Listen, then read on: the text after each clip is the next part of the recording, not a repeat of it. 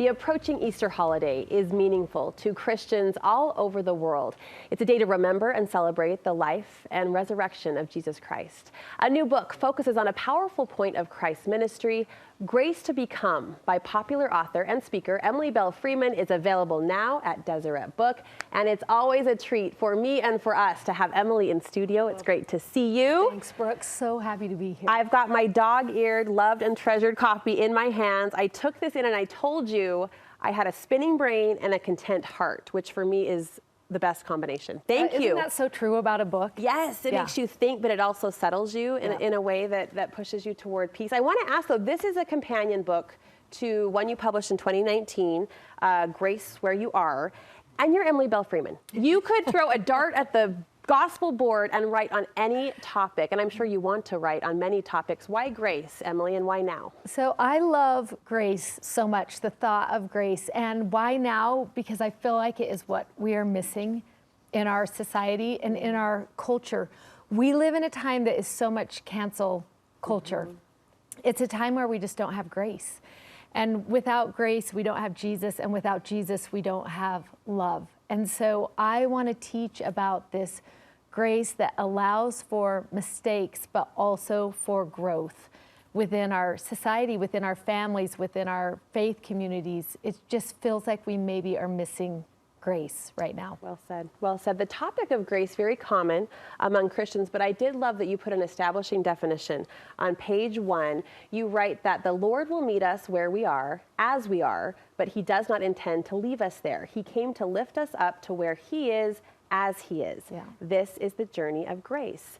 And as members of the Church of Jesus Christ of Latter-day Saints, we teach and preach those themes, right, in that definition all of the time, but we don't use the word grace as often as other Christian denominations do. Would you like to hear us use that word more? Yes, I wish we would. We often use the word atonement. That's the word we lean into when we talk about that enabling strength that comes through Jesus Christ.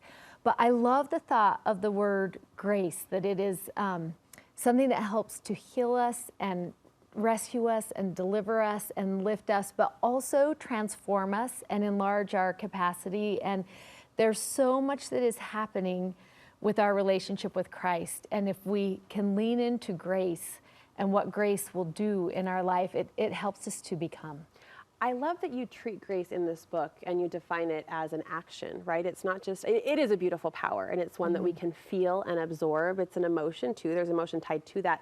But you describe it as an action word, which I love that idea that grace can help us become. Yes, and I love that oftentimes we'll balance between that faith and grace, or works and grace, and lean into what does that look like and what does that mean in our life. And I love thinking that there is action on our part. Yes. You look in scripture stories and you see there is going to be action.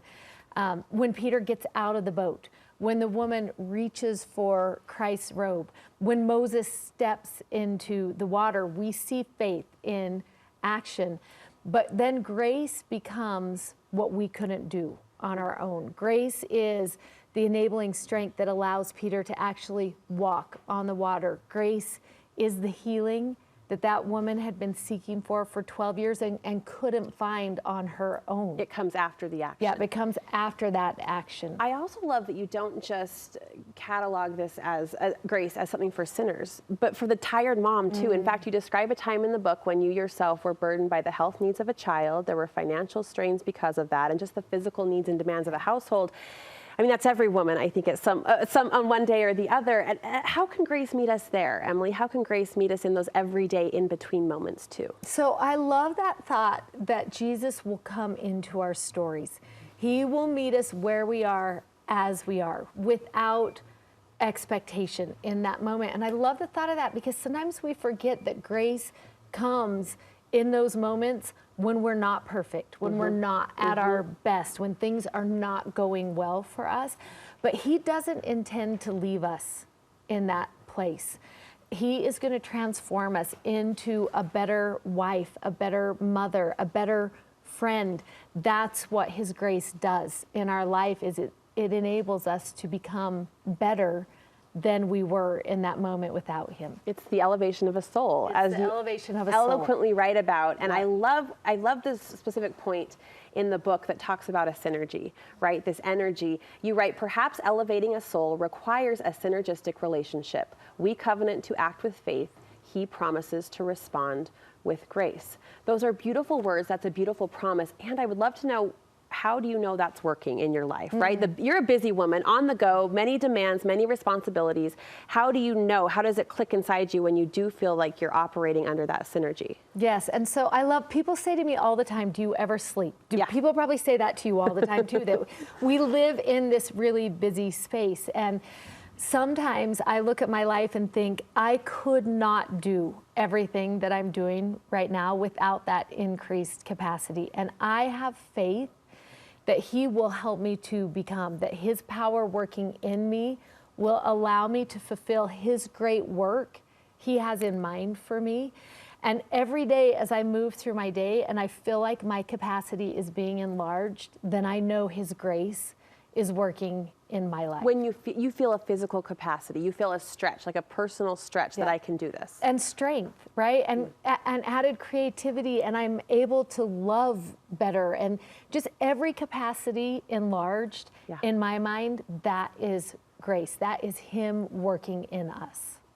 Where would you encourage a woman to start? If this is an idea that, you know, sounds lovely, it's a notion that I need in my life, I could use more of in my life, what's the starting point for more grace? So for me, it's always finding a definition that I can lean into. Look at your eyes light up. I love you. You get excited about this. Yes, whether it's the dictionary or the Bible dictionary or whatever scripture you use, find a definition that works for you.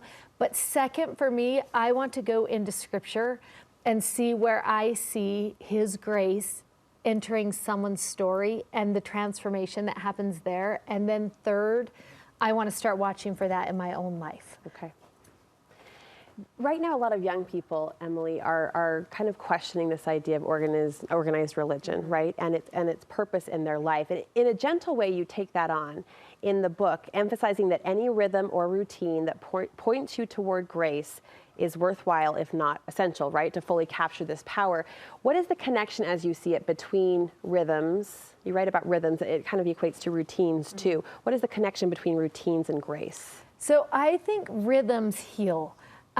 Any of us who have gone to the ocean, if you've just sat in the sand and listened to those waves over time, there is just a healing that comes in that rhythm. And I think that is the way God works. He works in rhythms. They calm us, they soothe us, they heal us. And the same is true in religion. There are spiritual rhythms of grace that will heal us, that will deliver us, that will help us lean into deeper relationship, which for me, that's what grace is. Excuse me, sorry. It's leaning into deeper relationship with him, and whatever rhythms are going to allow that relationship to grow and increase and progress, those are rhythms of grace. It might be prayer, it might be scripture study, it might be meditation, it might be music. It's just those rhythms that over time heal and lift and increase. That would be rhythms of grace. Thank you. Thank you for lifting us today. Thanks for this beautiful gift. It's written in your signature lyrical prose. It's almost poetic. Yes. Do you think like that now? Yes. Have you gotten to a point where that's how you think, is in those lyrics? That's my favorite way to think. Yeah. Is in those. It's almost as you get in and start reading, you settle into that book reading out loud to you as you go through. So it took me a minute for that very reason to settle in, right? You Yes. pull yourself out of life and you have to focus in a different way to take it in, but I'm so glad I had the chance to do that. Thank you. Thank you very much. You are welcome. The book is Grace to Become, and to celebrate the release of this book, Deseret Book is hosting an all-day workshop with Emily. The first one sold out so quickly, they decided to offer a second day. It's this Friday from 9 to 5 at the Experience Event Center in Provo. So to register, go to DeseretBookPresents.com.